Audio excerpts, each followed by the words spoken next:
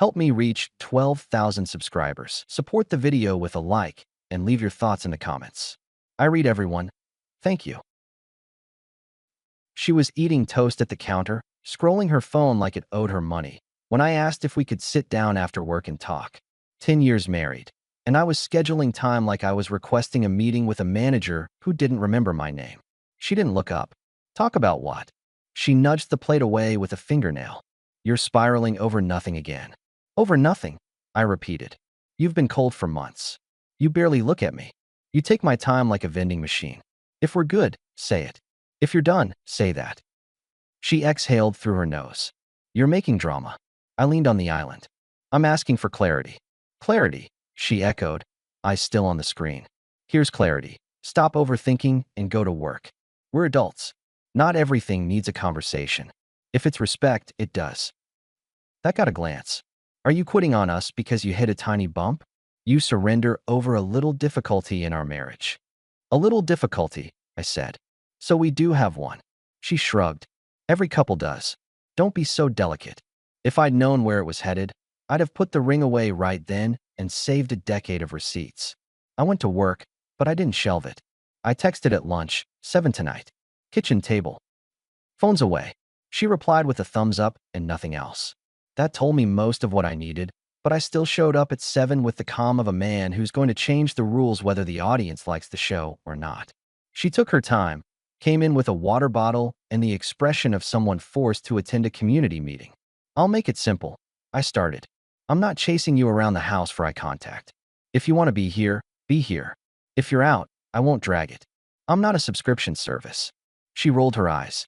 So much speech for a regular Tuesday. Call it what you want. 1. We stop the silent treatment. You've got a problem, you name it. 2. Stop spending my weekends like you're booking a rental. You want plans, we plan together. 3. Don't treat me like furniture. I'll move. And if I say no to your rules? She twirled the cap of the bottle. Then I stop financing a life where I'm the extra. She laughed once, short and mean. What are you going to do? Pack a suitcase? Maybe. Or maybe I separate budgets and schedules and start living like an adult who respects himself. Wow, she said without a smile. So brave. It's just discipline. Her mouth tightened. You always need to control something. I pointed at the table. I'm controlling myself. Fine, she said after a beat. You're right. I've been distant. Work's been insane. My head's not great. I'll try. Can we drop the drama? I watched her carefully. The apology was thin as tissue, but it was something. Try looks like what? I asked. She shifted, finally softer. Dinner Saturday. Just us. No friends, no phones. I nodded. All right. Happy, she said. That's not the goal. The goal is respect. She snorted, stood, kissed the air near my cheek like we were sweet in a commercial, and walked out. I didn't chase her. I put our shared credit card on the table and took a photo. In the morning, I opened a new account and moved my direct deposit. Rule 1 took effect, separate finances. Saturday came. We went to a small place 2 blocks over. She played nice. You look good, she said, flicking my tie. Did you finally listen to me about colors? I listened to myself. She smiled like that was a joke. I'm serious about us, she said over salad. I know I've been away. Let's reset. No big speeches. Just be easy. I like easy, I said. As long as it's real. It's real. We walked home. She looped her arm through mine. It felt like old times, minus the heat. I let myself enjoy 10 minutes of quiet. At the door, she kissed me longer than usual, then yawned big enough to swallow the apology and said she was exhausted. She went straight to bed, face down. Monday morning, she returned to monosyllables. I filed that under illusion number 1. I didn't wait for round 2. At lunch, I pulled up our calendar and erased every recurring task where my name was a resource. Airport rides for her friends, errands I never agreed to, the house projects she liked to assign, the hosting she volunteered me for. I canceled a barbecue she'd stacked my Saturday with and sent a group text. Plans changed. Rain check. I turned off location sharing on my phone. Not a secret, just a lever. She noticed the calendar first. Why did you cancel my stuff? It was your stuff, I answered. You didn't ask me to do it. You're being petty. I'm being precise. She shook her head and left the room. That evening, she softened again. She brought me coffee where I was catching up on invoices. I was harsh, she said, setting the mug down. You were right about the calendar. I got carried away. You're my husband, not a concierge. Thanks, I said. Let's keep it that way. She tucked hair behind her ear. Can you still take me to Beth's on Thursday? It's dark where she lives. I've got a site visit. I'll call you a rideshare. That's not safe. Safer than me speeding across town to keep your friend from walking 12 yards. Her lips thinned. You're different. I finally matched the price tag. She didn't like that, but she swallowed it. That was the second softening, dressed as caring. I took the coffee, but the line stayed. 2 weeks later, my father went quiet in his sleep. 81, no drama. My sister called me before sunrise. I sat in the truck in the driveway and let the engine idle while she gave me the details in that flat voice people use when they're trying to make a fact heavier than a planet sound light enough to move. When I told my wife, she blinked. Oh, I'm sorry. Service is Friday, I said. I'll leave early. You coming? She chewed her lip. Friday's bad. I promised the girls we'd get together. It's my father. I know, but I've been down all week, she said. I don't think I can handle that energy. Energy. You know, funerals. People crying. It drains me. I looked at her for a long moment. I didn't raise my voice. I'll remember that. Don't make this about me, she replied fast. You want me there when I'm not okay? I want you to behave like a partner. I am one. Just not on that day. Stop pushing. I didn't argue. I booked my flight, called my sister, and texted my friend Max to watch the dog on Friday. He sent back one word. Anything. And that's how allies show up. At the service, I stood with my sister and a small line of old neighbors. The pastor kept it simple. Dad would have hated a long goodbye. Halfway through the eulogies, my phone buzzed in my pocket. It was my wife. Grab a pizza on your way home, the text read. Also, can your family drama wait? The girls are coming over tonight. I stared at the screen, then at the photo of my father on the program. I locked the phone. 20 minutes later, she sent another. Don't be late. We're doing a tasting. When the service ended, I went out to the parking lot and stood where the wind could slap me awake. I forwarded her message to her mother with a short note. This is your daughter today. I followed it with a simple statement to my wife. You will not be hosting anyone in our home tonight. She wrote back instantly. Excuse me. Not tonight, I typed. Not after this. It's my house too, she responded. Don't be dramatic. I put the phone away. I hugged my sister, loaded the flowers into her car, and got on the plane. By the time I drove from the airport, the street in front of our place had a line of cars and laughter floated out the windows. Music beat behind the door. She'd done it anyway. I walked through the kitchen. The place smelled like perfume and cheap wine. She saw me and smiled like a host greeting a customer. Hey, she chirped. You made it. Can you not bring the mood down? I stood there, jacket in my hand, and scanned her friends. Beth raised her eyebrows. Jenna gave me a small, embarrassed nod. The rest watched. My wife put a hand on my forearm. Go change, she said lightly. And please don't ruin this. We planned it. You planned it while my father was being buried, I replied. Don't guilt trip me, she snapped. We all deal with things differently. We do, I said. Here's how I deal. Party's over. Don't, she warned. I didn't yell. I hit the power button on the speaker. The room dropped to the sound of people breathing. Thanks for coming, I told the guests, looking each of them in the eye. Tonight's not a night for this house. You can stay at a bar down the street. Drinks on me. I put my card on the counter, the spare one I keep for business. Real generosity is clean. My wife stepped in front of me. You're not doing this. I am, I answered. Please leave. Beth cleared her throat. Maybe we should. Go. My wife hissed at her, still staring at me. He's being impossible. Max came in the front door just then, because I'd texted him from the airport. Swing by at 8. He looked around the room, read the tension like a pro. You all right? He asked me. I am now, I said. My wife touched his arm. Max, tell him. Max lifted his hands. I'm just here for the dog and to be a witness if needed. I turned the speaker around and handed the plug to Beth. Bar down the street, I repeated. On me. People started moving. Chairs scraped. Whispers multiplied. My wife's jaw clenched. You're making a scene. I'm making a boundary. They filtered out. My wife watched from the doorway, arms crossed. When the last one left, I pointed at the couch. Sit. Don't talk to me like that. Sit, I repeated. She sat. I set the phone on the table and slid it toward her. The screen showed her text to me at the funeral and the forward to her mother. Do you think this makes me look unreasonable? I asked. She stared down. You forwarded that. Your mother deserves to know what you're proud of. You're cruel. I'm precise. I picked up a duffel from the coat closet and put it on the table. Pack for 3 nights. You're going to your mother's. I'm not leaving my home. You are, I said. You chose not to be part of this family today. So for the next 3 days, you don't get the benefits of it. You will not host here. You will not treat my space like a stage, and you will not talk to me like I'm furniture. You'll reflect. After 3 days, if you have an adult plan, we talk. If not, we divide this place permanently. You can't do that. I just did. People will think. People think what the facts tell them. She stood but didn't move.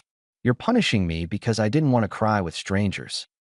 I'm removing access because you made fun of my father's funeral. She flinched. I didn't make fun. You told me to delay it for pizza and friends. It was a bad joke. It was an accurate mirror. She stared for a long minute, then stomped down the hall. Drawers opened, closed. She came back with a small suitcase, muttering about how insane I was. I didn't argue. I carried her bag to the door. She stopped on the threshold. You're going to regret this. I don't do regret. I do memory. When the door shut, I sat in the quiet and looked at the dent her party left in our living room. Max whistled low. That was rough, he said. It was necessary. You want me to stay? No. I'm fine. Call me if she tries anything. She won't, I said. She'll regroup. That night, I emptied our shared safe. Not the contents, just the spare keys, duplicate cards, and the passwords list we used back when we trusted each other by default. I sorted mine into a new lockbox. I put her items in a sealed envelope labeled with her name and a date for pickup. I changed the alarm code and stopped the auto transfers to her personal savings. I emailed our property manager to note a temporary guest and a key hold. Clean, documented, adult. Day 2, she texted. I'm sorry. I was thoughtless. Can we talk? Tomorrow, I wrote. Send me your budget requests for this month. Budget requests? I'm your wife, not a contractor. Send the numbers. She sent a table of expenses that read like a wish list. I approved the essentials and declined the fluff. She called, furious. You're controlling me with money. I'm controlling my money. You're punishing me. I'm correcting course. You're unbelievable. Thank you, I said, and ended the call. On day 3, she appeared at 10 in the morning with a small bouquet and a look made for a camera. I'm sorry, she said at the doorway. No excuses. All right, I replied, stepping aside. Say what changes. She took a breath. I'll be more present. No more mocking. We'll plan together. You'll feel like a priority again. I don't need to feel like anything. I need a partner who acts like one. I can do that, she said quickly. No parties for a while. No surprises. A while. I tilted my head. She swallowed. For as long as it takes. We sat. She reached for my hand. I let her. She cried a little. It felt measured, like she'd practiced the tears in her mother's bathroom mirror. I didn't call it out. I laid my next rule on the table. I'm sleeping in the guest room for a month, I said. We reset. We talk once a week. We rebuild if there's something to rebuild. She blinked. A month? That's extreme. It's clear. What if I need you? You'll be fine. You're punishing me. I'm doing maintenance. She nodded like she didn't agree, but wanted the meeting to end. She made dinner that night. She touched my shoulder when she passed behind me, like she was reminding the room who owned the space.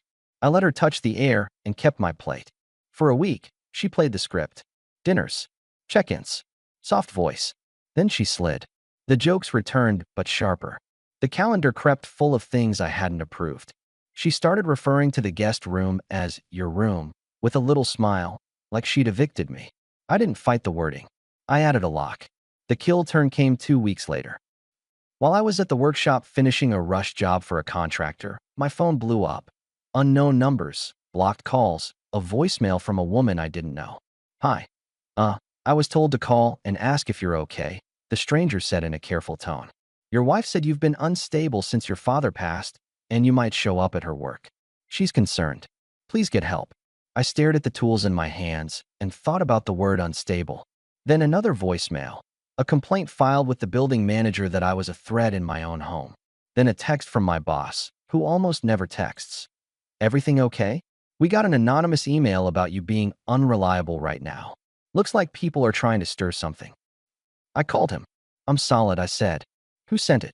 Private address, he answered. Read like a concerned friend. Right.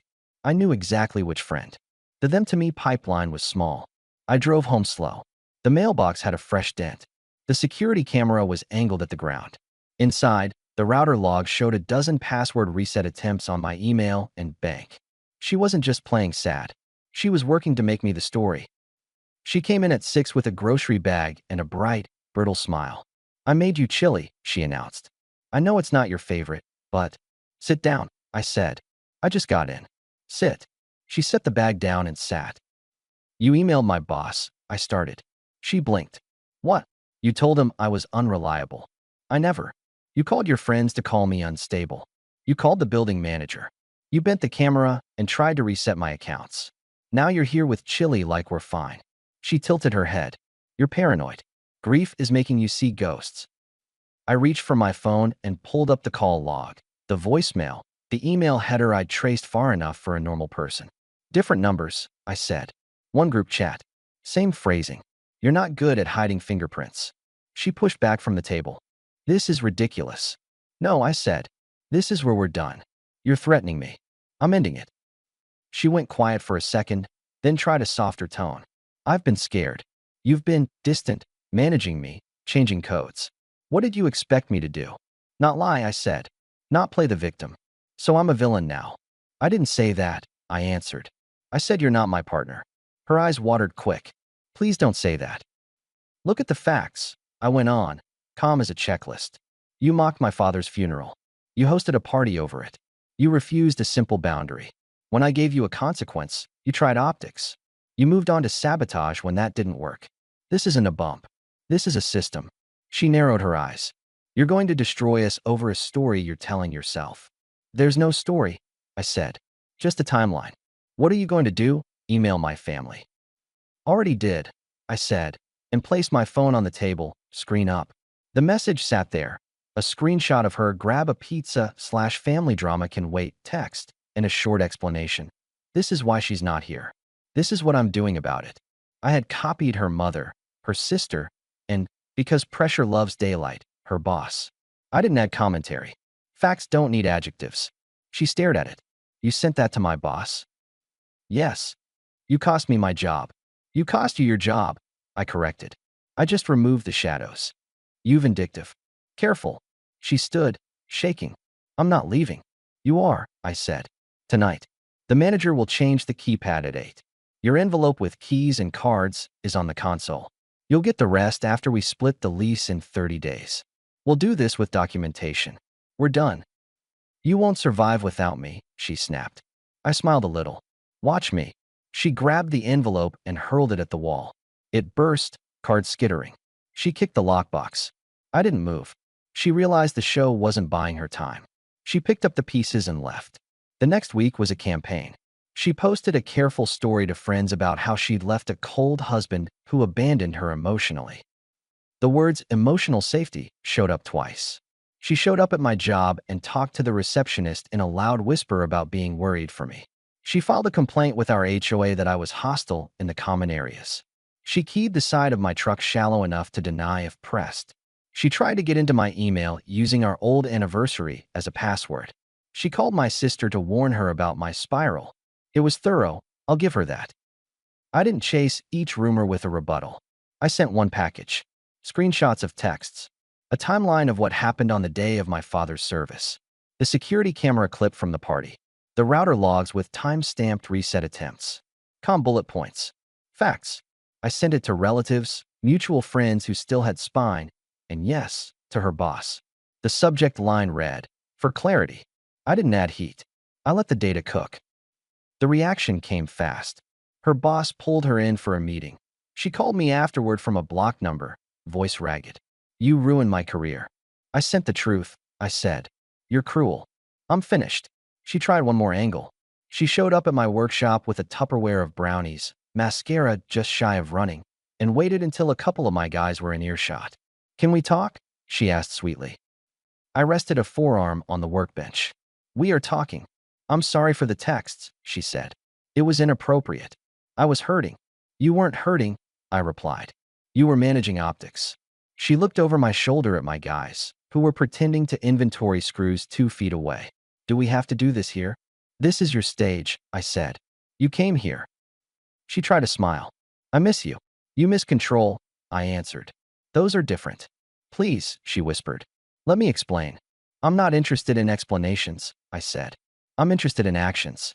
Mine are done. Her mouth trembled, then flattened when she realized this wasn't going to flip. You're making a mistake. One I can live with. She put the Tupperware down, as if homemade sugar could rewind the clock, then pushed it back toward her chest. I'll see you, she said, voice tight like wire. At the key drop, I said. She turned and left. My foreman, Tom, whistled low. That was a scene, he muttered. Thanks for not filming, I said. I'm old school, he replied. You need time off? I need a better lock on the side door. We changed the lock that afternoon. I put cameras at angles that couldn't be palmed. I switched my email to hardware keys. I set fraud alerts with my bank. I made a report to the property office noting the keyed truck and the attempted access. No drama, just a file number. I sent her a final message. All further contact by email only. Any appearance at my job will result in a trespass notice. Clean. No threats. Just lines. She tried to rally a few friends for one last push. They texted me paragraphs about compassion and not throwing away a decade. I responded with one line. I don't throw away what someone already stomped on. Then I muted the thread. I got a message from her mother. I had no idea. I believed that. Some illusions run deep. The fallout arrived like it always does. First as silence, then as inconvenience. Her boss put her on unpaid leave pending a review. Our mutual friends divided into 2 groups. The ones who stayed quiet, and the ones who sent me a private message saying they were proud of me. The HOA, once they saw the security footage of her trying to tilt the camera, closed the complaint with a note. The truck got buffed out on her dime. I sent the invoice with a calm subject. Vehicle repair. She paid. Pride is loud until it meets a statement with a due date. When the 30 days hit, I was already packed. I'd rented a small place across town with a shop bay attached and a tiny backyard for the dog. I hired movers for the heavy stuff and left the rest labeled in the garage. I'd taken pictures of the apartment with timestamps and a copy for the manager. No fights over how many forks. No begging in kitchens. No speeches. On the last morning, she showed up exactly on time. Her face was pale, the expression, as careful as you'd expect from someone who finally understood the well was dry. So that's it, she asked, looking at the boxes. That's it. You're happy to throw away our history. I zipped my bag. I'm not throwing. I'm stacking facts and walking out. You sent that screenshot to everyone, she said, voice rising. Do you know what my aunt texted me? Do you? Everyone needed clarity. They needed my side. Your side was a party during a funeral. She flinched, then rallied. We could fix this. We could, if we both wanted to. You want the stage. I want peace. You'll be alone. I've been alone for a long time, I said. This just has better lighting. She stared, then tried the last key. You'll miss me. I'll miss the idea of you, I replied. The one I married. Not the one who told me to pick up pizza between the pastor and the grave. She swallowed, and for once, she didn't have a comeback. I held the door open for the movers. When we were outside, she spoke again, voice small. Say something kind, she said. Just one thing. I looked at her. 10 years is a lot of dinners, a lot of holidays, a lot of ordinary Wednesday mornings. You don't erase that with a stamp. You cover it with a better plan. You're good at hosting, I said. Just not a marriage. That was my last gift. I turned to the driver. Let's go. The first month alone wasn't tragic. It was quiet and clean. I woke up at 5, made coffee, walked the dog, and went to the shop. Work surged because I wasn't spending energy on fighting in rooms I paid for. I took a weekend trip with Max to the lake and didn't check a phone that wasn't buzzing anyway. I slept through the night for the first time in years. I bought a used truck with less vanity and more engine. I fixed up the little backyard and put a grill in the corner. I didn't throw big gatherings. I hosted 3 people who'd earned the chairs. Tom came by with his daughter. She painted the dog's name on the fence in crooked letters. I stood back and smiled like a man with a life that fits. 2 months in, I met someone in the practical way adults do. At the hardware store, both of us staring at different types of anchors. Her name is Nora. She asks real questions and doesn't make a room into a competition. We take it slow. We plan out loud, not in size. Word travels even when you mute every channel. I heard that my ex moved in with a friend temporarily and then back with her mother when the job review turned into a termination. Her social feed went quiet except for those vague posts about growth. No direct shots at me. She learned, or the audience did. Sometimes people ask me why I didn't try more, why I didn't fight for us. The answer is simple. I fought for respect. When it left, I followed it out. The rest is a long closing shift. Lights up, trash out, doors locked. A month after the move, I got a final email from her. The subject line was closure, which is cute. She wanted to meet for coffee, said she had things to return and things to say. I replied with a 6-word sentence that ended it all the way. Mail the items. Keep the words. That's the story. No fireworks. No viral speech. Just a man with rules and a spine. I don't hate her. I don't wish her pain. I wish her honest mirrors. Sometimes the kindest thing you can do for someone who loves control is take away the audience. For me, the outcome is straightforward. I live in a smaller place that somehow holds more. I have a good truck, a dog that greets me like a parade, friends who show up with tools, and a woman who asks what I need and listens to the answer. My father would like this version of his son, the one who doesn't beg for a seat at his own table. And when I drive past the old neighborhood, I don't look at the windows to see if anyone is watching. I already know the only eyes that matter are on the road ahead.